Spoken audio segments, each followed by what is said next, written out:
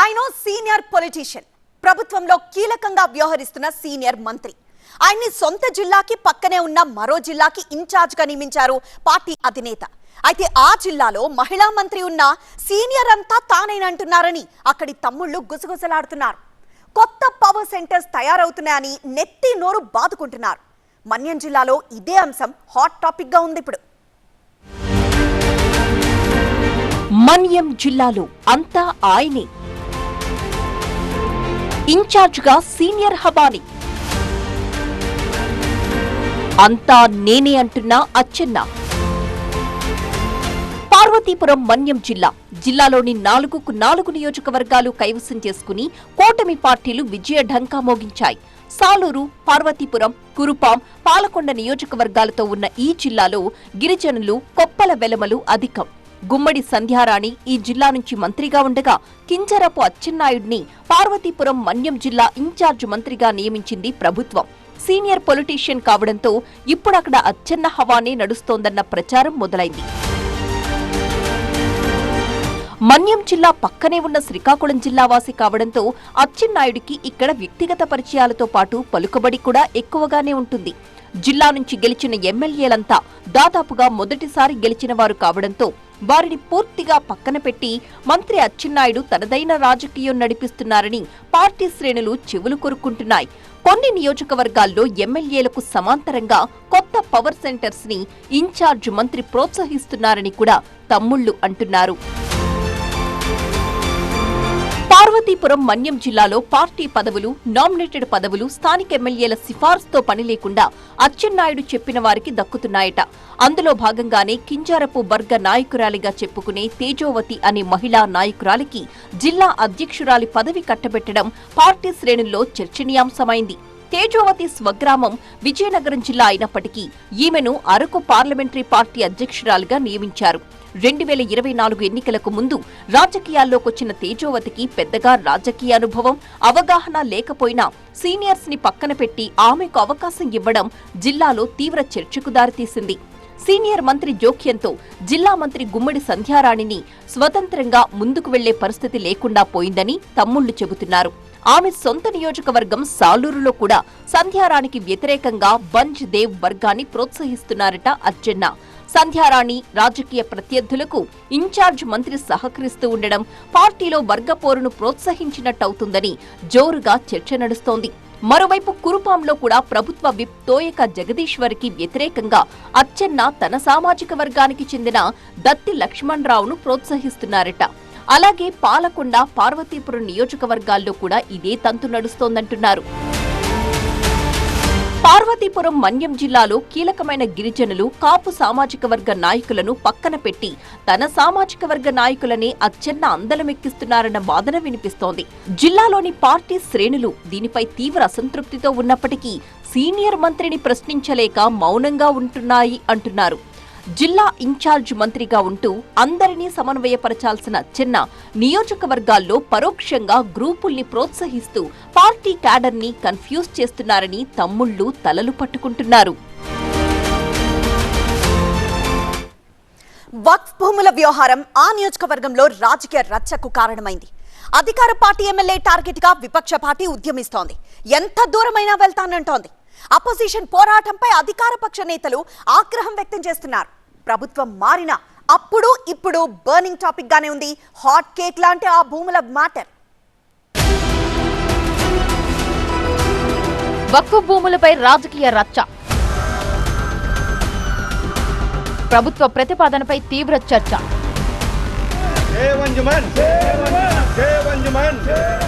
Guntur east లో political heat. మైనార్టీలు majority సంఖ్యలో ఉన్న నియోజకవర్గంలో వారికి సంబంధించిన అంశం చుట్టే తిరుగుతోంది ఓ వివాదం.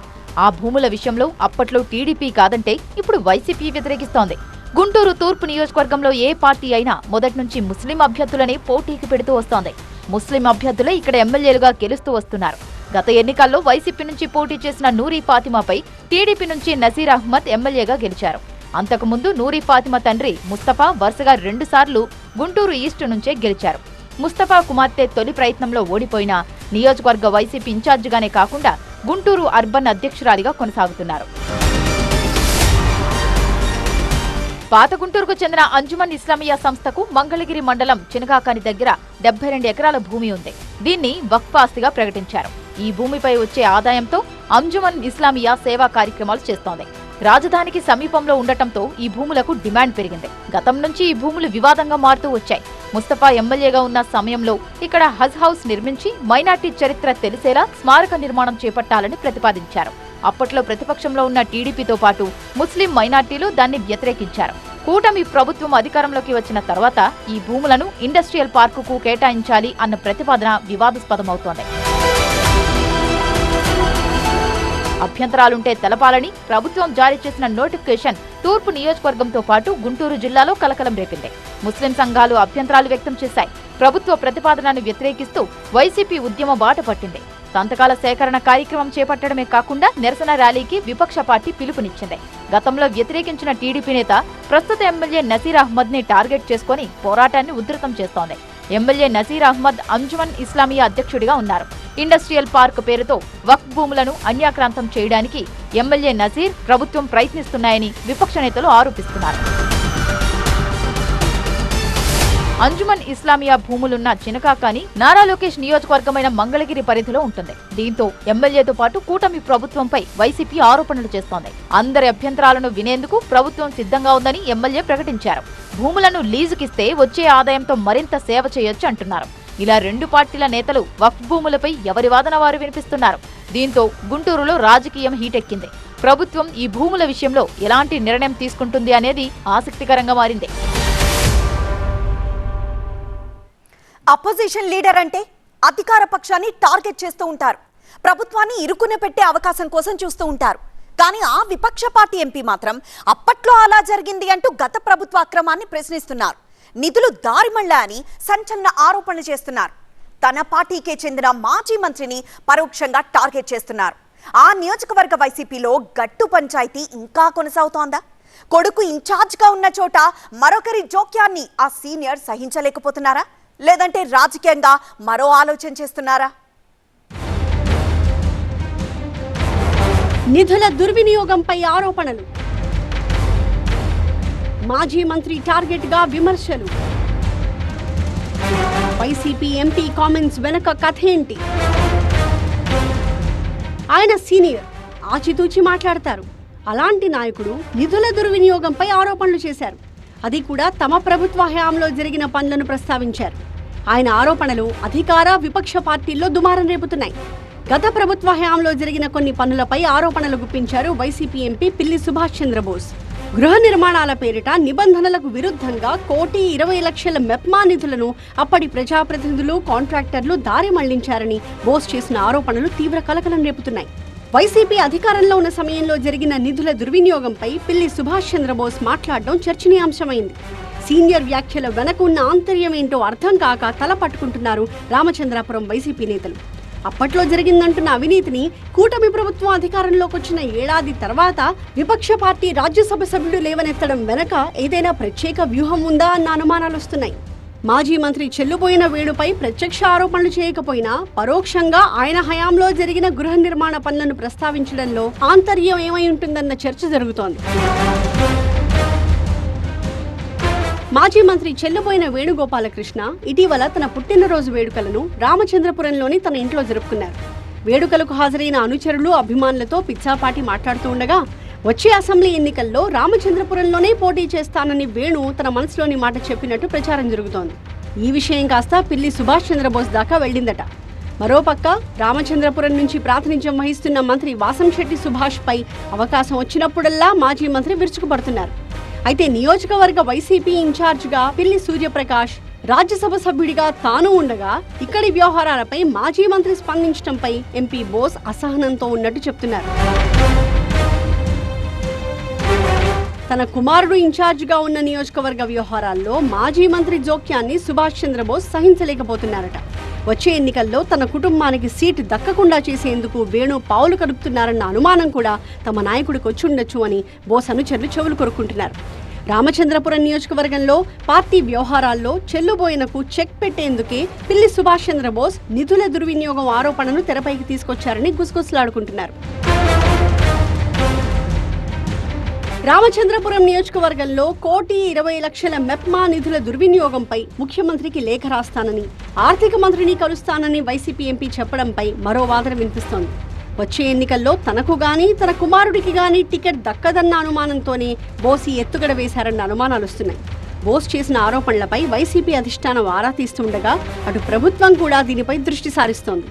అయితే మెప్మా నిధులు పక్కదారి పట్టలేదంటున్నారట మున్సిపల్ హౌసింగ్ అధికారులు.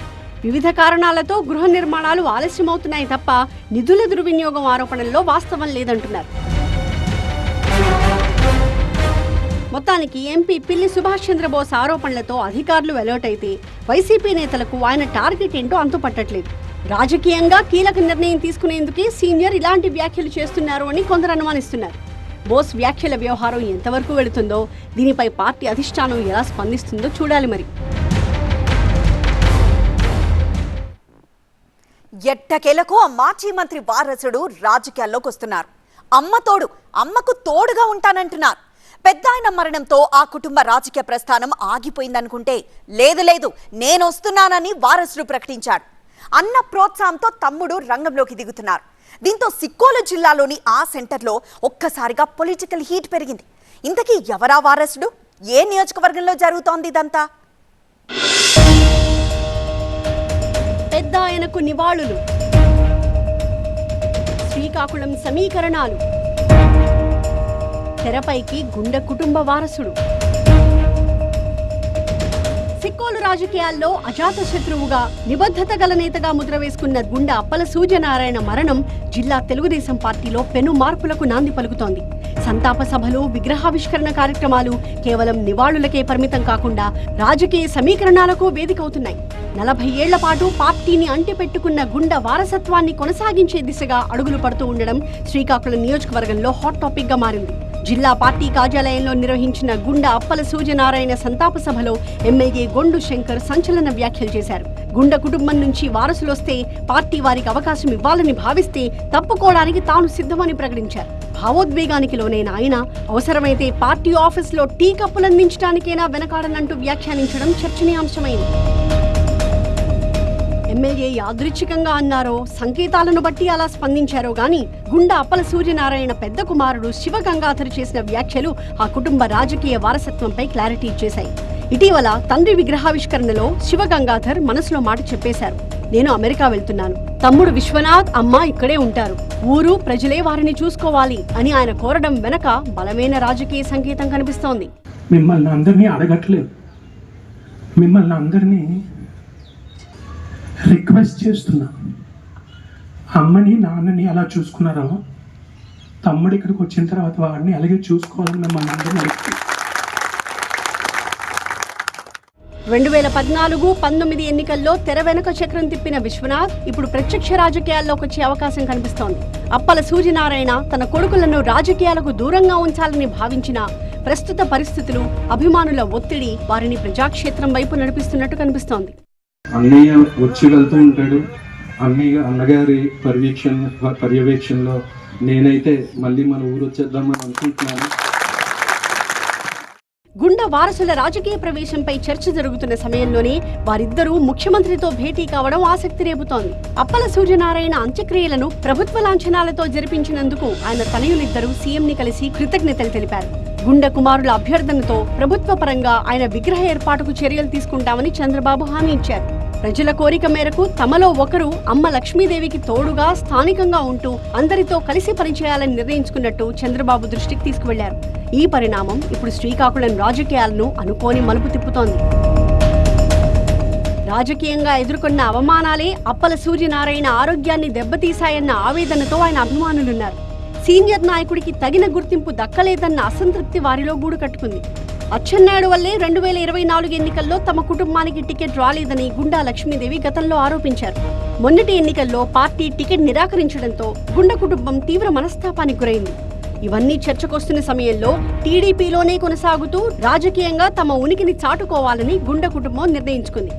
రానున్న రోజుల్లో అధిష్టానం గొండు శంకర్, గుండా వారసుల మధ్య సమన్వయం ఎలా కుదురుస్తుంది, నియోజకవర్గ బాధ్యతల్లో ఎలాంటి మార్పులు వస్తాయి అనేది శ్రీకాకుళం పాలిటిక్స్ లో ఇప్పుడు ఇంట్రెస్టింగ్ డిబేట్. రేటింగ్ బాగోకపోతే కోటింగ్ తప్పదంటోంది అధిష్టానం.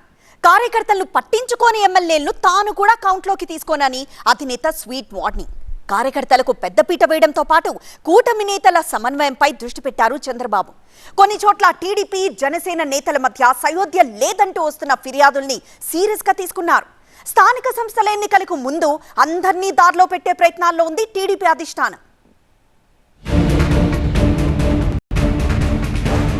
ఎమ్మెల్యేలకు రేటింగ్ తేడా వస్తే కోటింగ్, మీటింగ్ పెట్టి వార్నింగ్. ఏపీలో స్థానిక సంస్థల ఎన్నికలకు గడువు ముంచుకొస్తోన్న తరుణంలో టీడీపీలో వ్యక్తుల ప్రాబల్యం పెరుగుతుండడం, పార్టీ కోసం జెండాలు మోసిన కార్యకర్తల్ని కొంతమంది ఎమ్మెల్యేలు దూరం పెడుతున్నారన్న ఆరోపణలపై టీడీపీ అధిష్టానం సీరియస్ గా దృష్టి పెట్టింది. రాష్ట్ర వ్యాప్తంగా అన్ని పార్లమెంటు నియోజకవర్గ కమిటీలను నియమించిన టీడీపీ ఆయా కమిటీల సభ్యులతో 3 రోజుల క్రితం మంగళగిరిలోని పార్టీ కేంద్ర కార్యాలయంలో వర్క్షాప్ నిర్వహించింది. ఈ సమావేశంలో వ్యక్తులు కాదు, పార్టీ ముఖ్యం, దాన్ని నడుపుతున్న వ్యవస్థ ముఖ్యమంటూ అందరూ దీన్ని దృష్టిలో పెట్టుకుని పని చేయాలని హితబోధ చేశారట అధినేత చంద్రబాబు. కూటమిలోని టీడీపీ జనసేన నాయకుల మధ్య ఇటీవల కొన్ని జిల్లాల్లో విభేదాలు బహిర్గతం కావడంతో పార్టీ ఎమ్మెల్యేలకు క్లాస్ తీసుకుందట టీడీపీ అధిష్టానం. ప్రధానంగా ఉమ్మడి ప్రకాశం జిల్లాతో పాటు రాయలసీమ జిల్లాల్లోని పలు నియోజకవర్గాల్లో ఎమ్మెల్యేలు ఒంటెద్దు పోకడ పోతున్నారన్న ఆరోపణలపై పార్టీ పెద్దలు దృష్టి పెట్టారట. కూటమి నాయకులు కార్యకర్తల మధ్య విభేదాలుంటే సరిచేసుకోవాలని సూచించారట. టీడీపీ ఎమ్మెల్యేలు భాగస్వామ్య పార్టీలైన బీజేపీ, జనసేన శ్రేణులకు కూడా ప్రాధాన్యమివ్వాలని అధినేత ఆదేశించారట.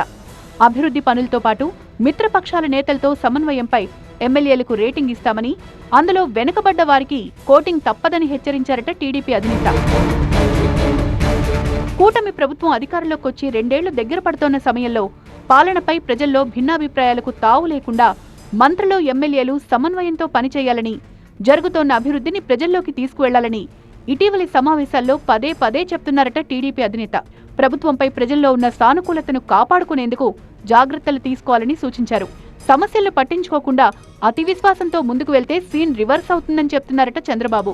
తరచూ కార్యకర్తలతో సమావేశమవుతూ ఉండాలని అధినేత సూచిస్తున్నారు. ప్రతి ఒక్కరి పనితీరును ఐవీఆర్ఎస్ ద్వారా తెలుసుకుంటున్నామని, తనతో పాటు ఎమ్మెల్యేలందరి రేటింగ్ తీసుకుంటున్నామంటూ ఎమ్మెల్యేల్ని అప్రమత్తం చేస్తున్నారు. స్థానిక సంస్థల ఎన్నికల ముహూర్తం సమీపిస్తోన్న సమయంలో ఎమ్మెల్యేల పనితీరుపై రేటింగ్ తీస్తున్నానని అధినేత హెచ్చరించడంతో ఆరోపణలు ఎదుర్కొంటోన్న కొందరు ఎమ్మెల్యేల్లో ఆందోళన మొదలైంది. ఉమ్మడి ప్రకాశం జిల్లాలో ఇప్పటికే కొందరు ఎమ్మెల్యేలపై ఆరోపణలొస్తున్నాయి. అధినేత వార్నింగ్స్ తో వ్యతిరేకత పెరగకుండా అసంతృప్త నేతలను బుజ్జగించే పనిలో పడ్డారట కొందరు ఎమ్మెల్యేలు. రేటింగులు తీస్తున్నామని అధిష్టానం చెప్పడంతో ఎమ్మెల్యేలు అలర్ట్ అవుతున్నారట.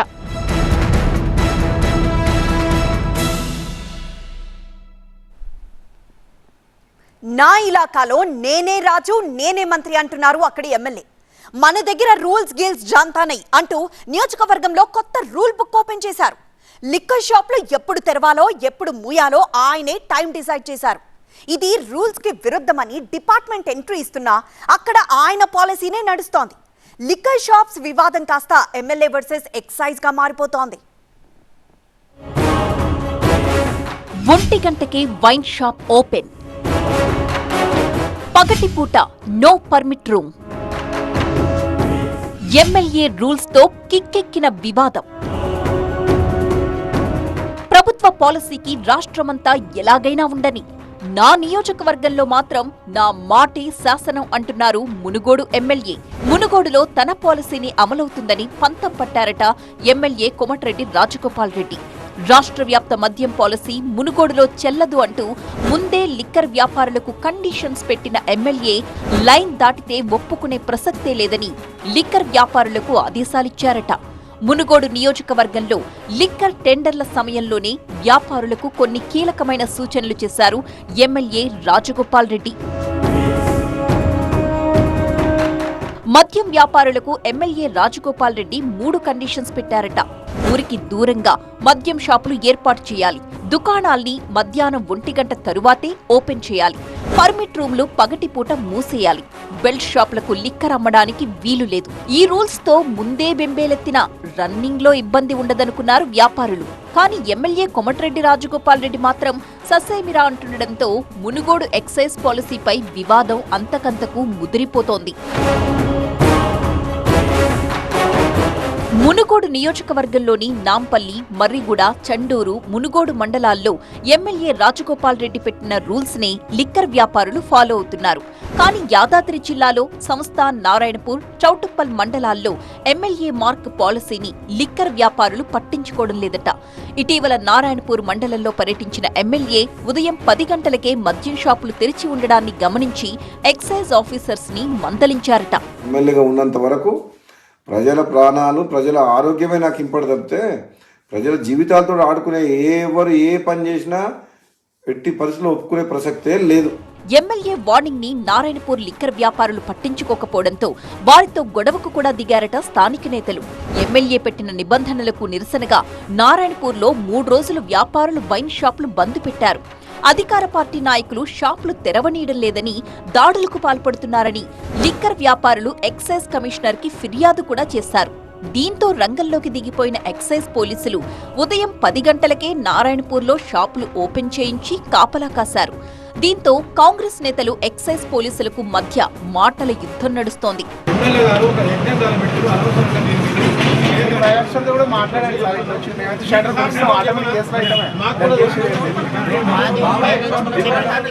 మునుగోడులో ముదిరిపోతున్న liquor war MLA Rajagopal Reddy versus excise శాఖగా మారుతోంది.